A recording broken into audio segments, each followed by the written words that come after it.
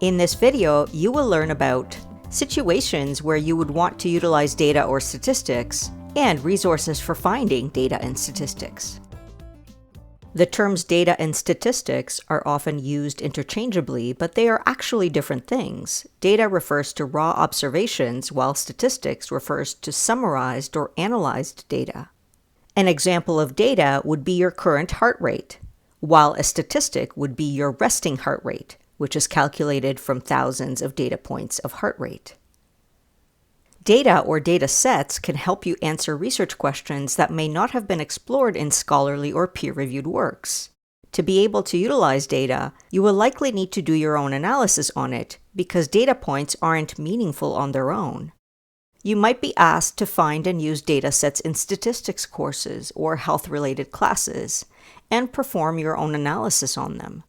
For instance, if you're doing a research project about the performance of hospitals in New Brunswick at a specific surgery or procedure, you might decide to look at the CIHI data on wait times for knee replacements. Using this data, you could compare wait times for knee replacements in Vitalité compared to Horizon, or in 2008 compared to 2023. You might then be able to make statements like knee replacement surgery wait times have increased by 15% from 2008 to 2023, or Vitalité has 30% faster wait times than Horizon. This information likely does not already exist in a summarized form, and going right to the data allows you to conduct your own analysis and draw conclusions.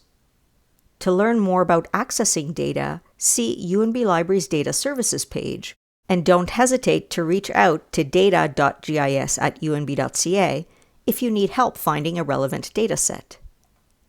85% of all students use ChatGPT, or the average New Brunswick salary is $46,800, are examples of statistics. They are summaries or analyses of data which can be helpful if you're looking for quantitative information, but don't want to do an analysis yourself. Statistics can be useful for a variety of purposes and projects, including providing background to your audience or demonstrating a pattern.